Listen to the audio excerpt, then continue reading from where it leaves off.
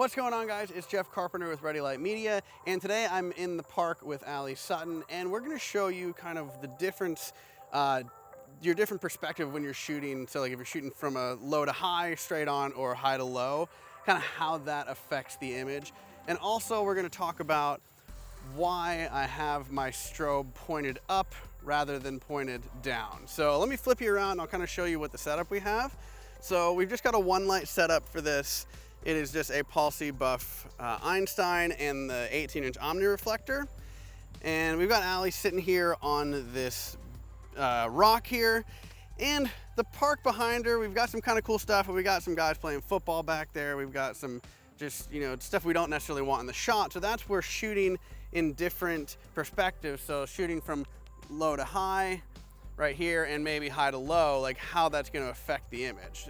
And again, I'm going to talk about why I have my strobe pointed up at the sky rather than pointed down at her. So for this shot, I'm shooting with the Sigma 45mm 2.8 prime, which is kind of a great all-around lens. But what I want to show you is shooting from different angles and how that affects the overall outcome of the image. So first things first, I'm going to have her kind of stay with relatively the same pose. I'm going to shoot first high to low. And then I'm going to shoot kind of straight on. And then I'm going to shoot low to high. And as you can see, when I come down, I start to get more of the sky. You don't have all the distractions in the background. So sometimes shooting low to high really works. And next thing I want to talk about is why I have my strobe pointed up, kind of feathered towards the sky. So I'll take one shot here.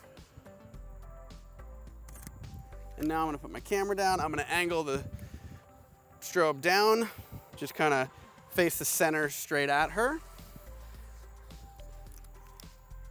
And you'll see that when I have that, you get a lot more shadows kind of from, like, the strobe is creating shadows on her. So by feathering up towards the sky, you don't have those shadows and you get a softer light because the light's kind of hitting there, but it's still spreading out and hitting her directly, but much softer than it would be with pointing it directly at her.